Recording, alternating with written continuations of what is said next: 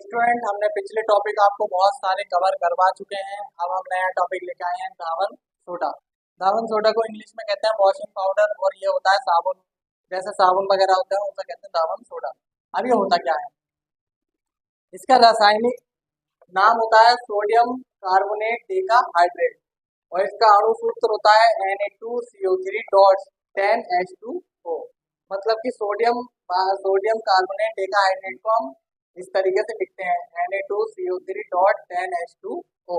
ये बहुत ज्यादा इंपॉर्टेंट टॉपिक है, कभी इसे पेपरों में जरूर पूछ लेते हैं। या तो शॉर्ट में आएगा, ये लॉन्ग में क्या जाएगा कि धावन सोडा की विधि का निर्माण कीजिए प्रयोगशाला में, इसका क्या यूज है, ये पूछ लेते हैं कभी कभी। तो हम इन्हें आपको बता रहे हैं।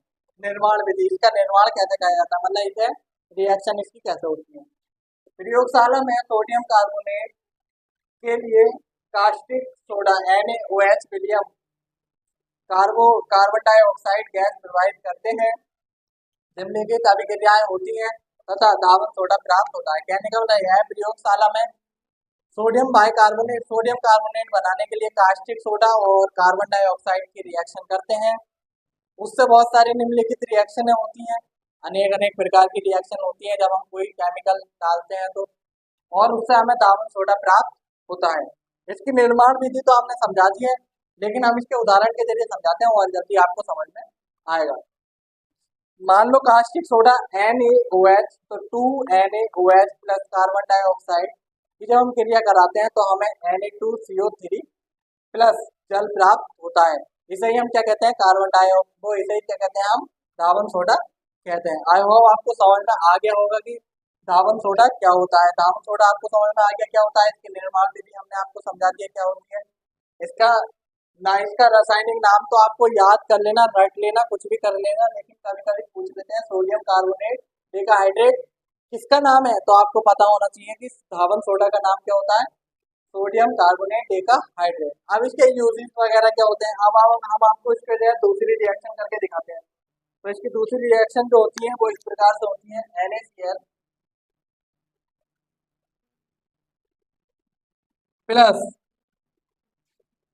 2SO4 की जब हम रिएक्शन कराते हैं तो हमें प्राप्त होता है Na2SO4 प्लस जल।